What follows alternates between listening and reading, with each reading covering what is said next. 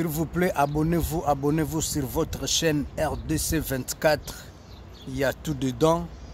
Pour ne rien rater, suivez RDC RD 24.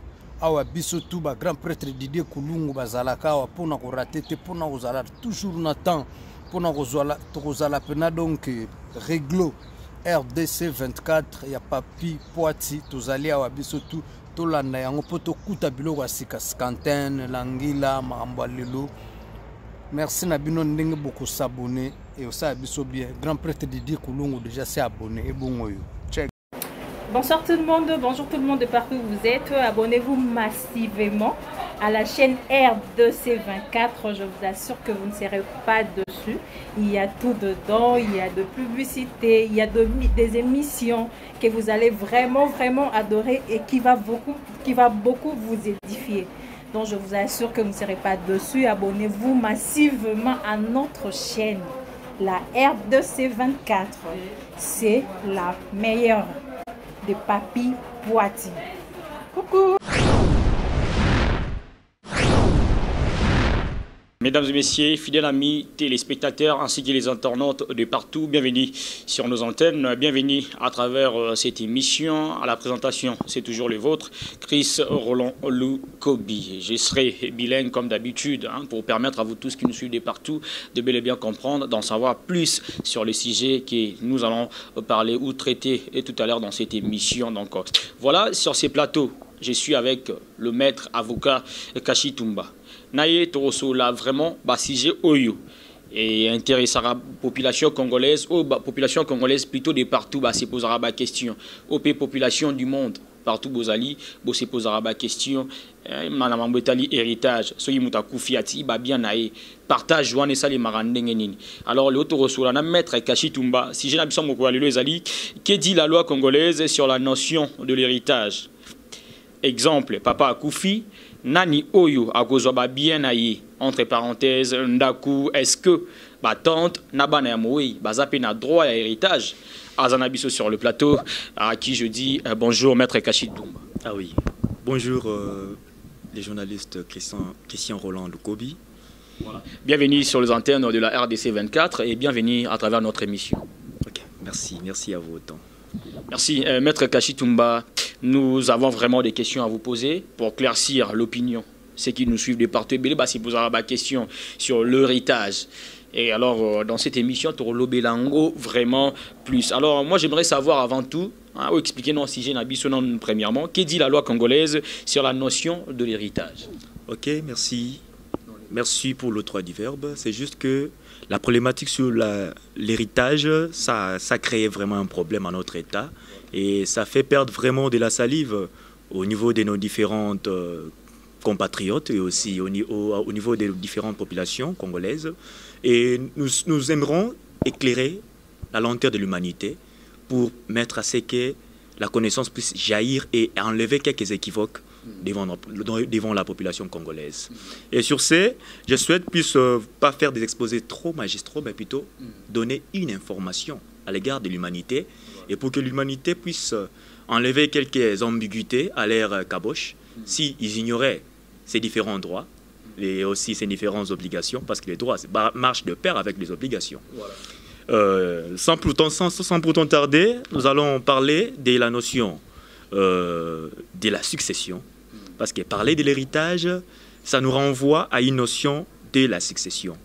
Et sur ce, nous ne devons pas être si pressés d'aborder ces concepts de succession sans que nous puissions définir d'abord qu'est-ce que nous pouvons comprendre par la succession. Et sur ce, on nous dit que la succession est la succession d'une personne et l'ensemble de biens qu'elle laisse, ou je dirais que la personne laisse à sa mort, que vont requérir les héritiers et les légateurs. Mais la question est donc de savoir l'héritage. Je dirais, la question est de savoir quelles sont les personnes qui vont prendre possession de ces différents biens qu'a laissé les découillous. Voilà. Et sur ce, Merci Maître Kashitumba. Pour poser quelques questions. Moi j'aimerais vraiment aux un peu bilingue pour permettre et surtout à la population congolaise qui vous suivent de partout de bien comprendre parce que kawana mingi na société na bisoawa tout le monde a vraiment ébélé.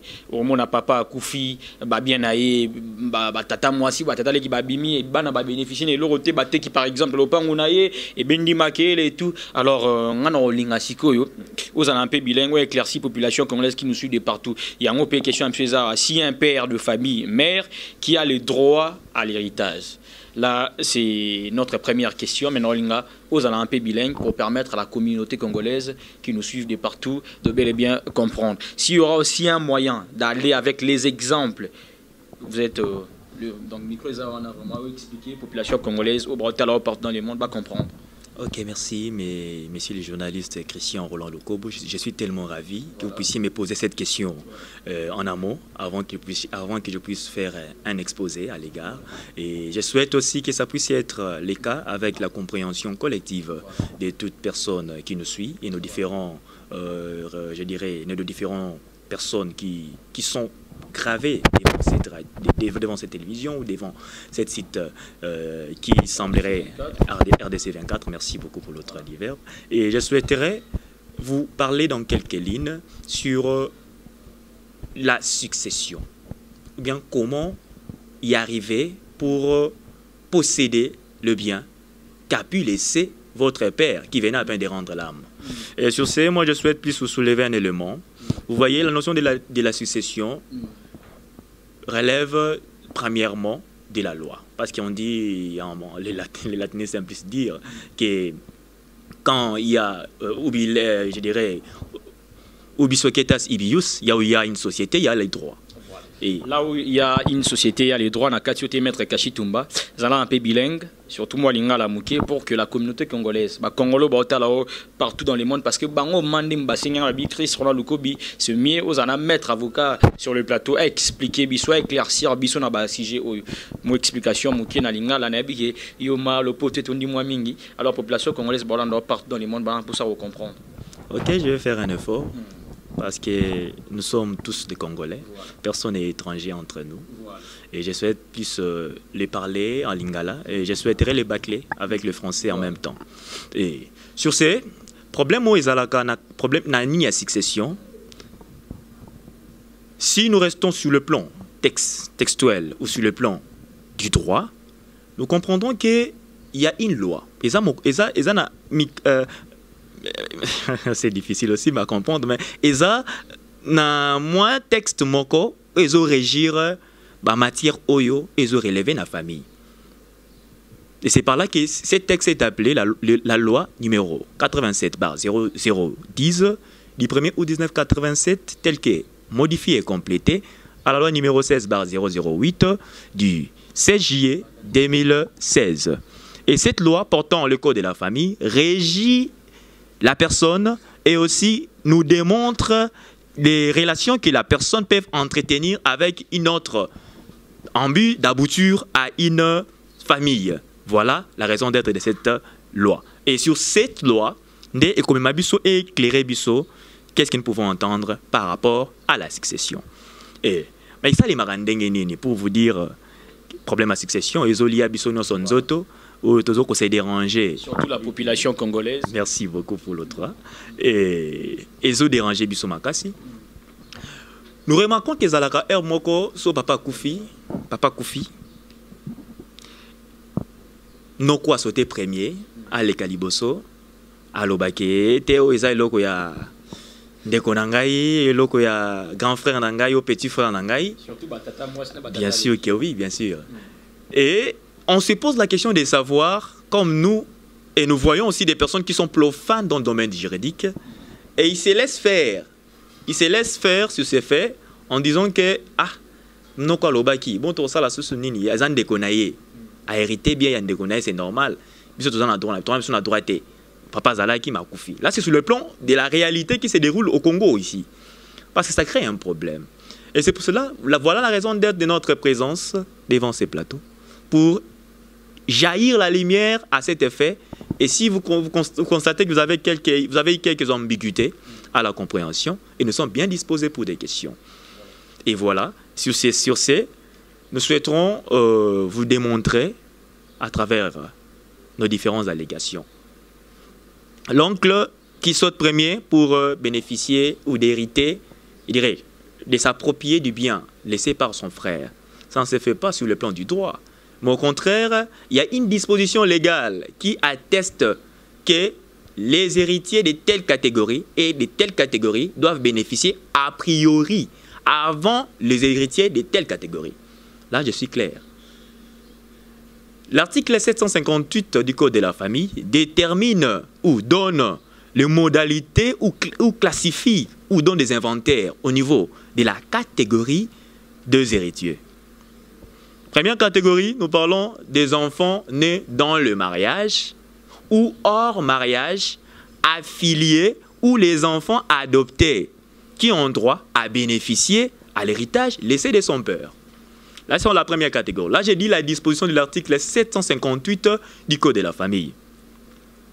Deuxième catégorie, dans la deuxième catégorie, nous trouvons la deuxième catégorie est scindée ou subdivisée en trois groupes. Premier groupe, là nous parlons de père et la mère du découillus. J'ai dit découillus du défunt, la personne qui n'est plus en vie. On l'appelle parfois découillus, c'est le latin. Et après le père et la mère du défunt, il y a aussi le conjoint survivant. Ça veut dire s'il a laissé son épouse, c'est elle qui a aussi le droit en deuxième lieu. Toujours, j'insiste, nous sommes toujours dans la deuxième catégorie. Et enfin, pour clôturer la deuxième catégorie, il y a le frère et sœur du défunt, la personne qui a rendu l'âme. Et troisième catégorie, pour clôturer cette catégorie des héritiers, toujours dans l'article 758 du Code de la famille, on nous parle des oncles et tantes maternelles ou paternelles du découillus. Ils doivent aussi hériter les biens de leurs neveux ou leurs nièces. Et sur ce, nous souhaiterons plus développer maintenant cette disposition et en même temps d'analyser les différents points qui peuvent y arriver ou les différentes hypothèses qui peuvent y arriver au moment qu'il y a quelques défis ou qu'il y a quelques ambiguïtés ou quelques incompréhensions à l'égard de la famille. Sur ce fait, nous constatons que le papa n'est plus en vie. Les enfants sont restés et la femme idemment. Mais il y a un oncle de la famille, le petit frère du papa ou le petit frère du défunt venant à peine de rendre l'âme, qui saute premier pour bénéficier de ce bien. Et ce petit frère est considéré comme qui? Le frère ou sœur du défunt. Ça va être ça ma question. Quelle serait la part de la famille dans l'héritage du dégus, comme vous venez de dire en latin, hein, du défunt? Donc voilà. Bien sûr, soulever sur ce point du niveau de la part de ces différents personnes, je souhaite plus... Parce que les commencent à koufi, vigazan de konangai, na on a imba mona zuba bien nae, les kinanga sous batata, les qui batata moi et tout, ça se fait un peu partout, hein, surtout dans la communauté congolaise. J'insiste parce que l'autre comme mon nango, muta koufi, bandi kone ba bimi, ba tante, ba bimi, ba sunoli bana, et bana ba bengani bango, ba zuba bien, ba kaboliango entre eux, sans pour autant penser aussi aux enfants. Et on l'autre ba par la famille à nini na héritage ya moei au cas où atiki ba bien belé. Alors azana biso à mettre kashi tumba na monia ba papier na au grand complet à expliquer biso vraiment selon la loi en demi be ko zolobela parce que to tikele matin de bo monia na tikele vraiment temps à loba expliquer à éclaircir opinion. Donc voilà, c'est comme ça. OK, merci pour le droit du verbe. Et si je pouvais répondre à cette question, voilà, je les répondrais ainsi. Voilà. Quelle est la part de la famille? La part de la famille, on dit la répartition de l'héritage. On notera tout d'abord que la succession ne porte que sur le bien appartenant au du défunt. En régime de communauté des biens, la moitié de la communauté de biens, la moitié de la communauté reste propriété de l'époux survivant. Ça veut dire avant qu'il ait ouverture de la succession, les régimes matrimoniaux seraient d'application en premier lieu, avant qu'il ait l'ouverture de la succession. C'est-à-dire quoi? L'homme et la femme aussi longtemps qu'ils étaient dans un régime de communauté des biens. Voilà. Je vais expliquer plus tard, si Dieu nous donne l'opportunité sur les régimes matrimoniaux. Je vais un peu parler sur ça prochainement. Voilà. Restons toujours dans le jargon de la question. Avant qu'il ait succession de ces biens laissés par le défunt, il doit avoir d'abord dissolution, je dirais. Les conjoints survivants doivent hériter déjà la moitié du bien laissé par le découillus avant qu'il ait une ouverture de la succession. La femme aura 50%. Là, sur le plan de leur régime matrimonial. Voilà. Parce que l'homme n'est plus en vie. Quand même, le défunt n'a pas laissé un testament et tout, mais selon la loi, donc il y aura aussi une part pour la femme. Bien sûr que oui, bien sûr que oui. 50% des biens. Tout à fait. 50% des biens. J'ai dit avant qu'il ait une ouverture de la succession. Voilà. Avant qu'il ait une ouverture de la succession, la femme doit bénéficier de les 50%. C'est grâce à quoi? C'est grâce à leur régime qu'ils ont établi ou qu'ils l'ont, je m'excuse pour la tautologie, qu'ils l'ont régi au moment qu'ils étaient dans le mariage. Voilà. C'est parce que au moment qu'ils étaient dans le mariage, l'un d'eux n'est plus en vie. Il doit avoir en même temps séparation. On doit subdiviser des biens. L'homme n'est plus en vie, mais la femme est restée. Et la femme doit prendre 50% de ses biens. Et il laisse aussi les 50% qui fera plus tard l'objet de la succession à l'égard des héritiers. Outre que cette considération des biens que la femme a eu en 50%, les 50% restants, la femme a aussi droit à une toute petite chose à l'égard de ces 50% restantes sur le plan de leur héritage. Là, nous sommes dans la deuxième catégorie, comme je venais à peine de vous dire, conformément à l'article 758 du Code de la famille, qui nous donne les catégories des héritiers. Voilà. Mais sur le plan de la famille, et je précise, sur le plan de... Une fois que la femme a eu 50%, et les 50% restantes qui fera l'objet de leurs héritiers. Et après ça, il y aura les héritiers de la première classe. J'insiste, les héritiers de la première classe, non plus de la troisième ou deuxième qui doivent bénéficier a priori. J'ai dit les héritiers de la première classe. Voilà. Ou de la première catégorie, qui sont les enfants nés dans le mariage ou les enfants adoptés ou affiliés dans le mariage. C'est eux qui sont considérés comme les héritiers de la première classe ou de la première catégorie. Là, c'est conformément à l'article 758 du même texte. Et ces héritiers... Maintenant, moi, j'aurais aimé ajouter une sous-question par rapport à ce que vous venez de dire là. Au cas où le défunt avait deux femmes, les enfants de la première dame et ceux de la deuxième dame. Mais non, tous ces nombres-là. Oui, merci pour le droit du verbe. C'est juste que j'étais tantôt disant, par rapport au sort des enfants nés... sortant, je dirais, nés du deuxième bureau, quel sera leur sort à l'égard du bien laissé par ces défunts. Je dirais, cet enfant, on dit, là je vous renvoie d'abord à l'article 758, c'est alinéa premier, qui nous donne les modalités ou qui nous énumère les héritiers de la première catégorie. Là, on cite les enfants nés dans le mariage et on cite aussi les enfants hors mariage, affiliés ou les enfants adoptés qui ont droit à hériter le bien laissé par le découillus ou le défunt. Et sur le sort de la femme,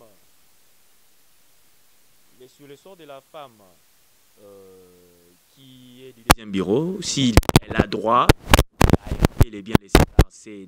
Merci Maître Kachitumba. Moi j'aimerais ajouter une sous-question par rapport à tout ce que vous venez de dire ici.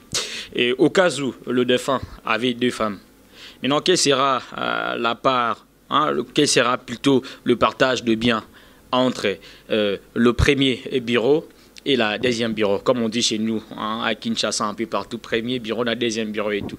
Il y a partage joigneux aux alandais. Ok, merci. Avant que nous puissions aborder le but du sujet, je souhaiterais éclairer d'abord la lenteur de nos différentes personnes qui nous suivent. Sur ce, je constate que je constate le deuxième bureau et le premier bureau, tous deux sont des femmes. Mais tous deux n'ont pas le même statut. Parce que la loi congolaise interdit qu'une personne puisse marier deux femmes à la fois. L'article 40 de la Constitution précise que la personne... Bien, la loi congolaise interdit la polygamie. Bien sûr. Parce que vous nous écoutez, hein, vous tous qui nous suivez partout, la loi congolaise interdit la polygamie. Là, c'est selon le texte.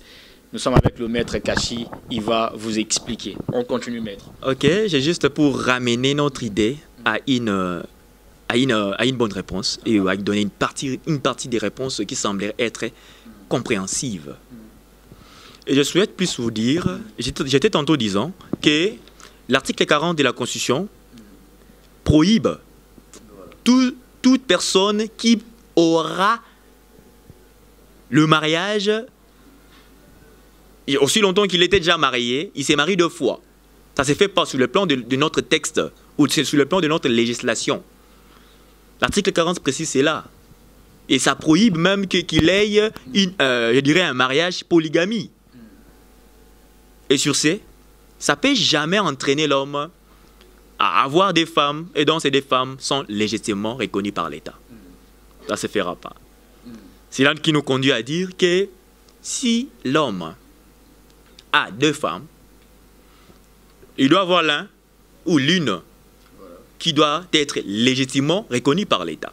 Et l'autre, ça peut y arriver, ils sont dans une union de fait, autrement appelée kimakangu, ou autrement appelé aussi le concubinage.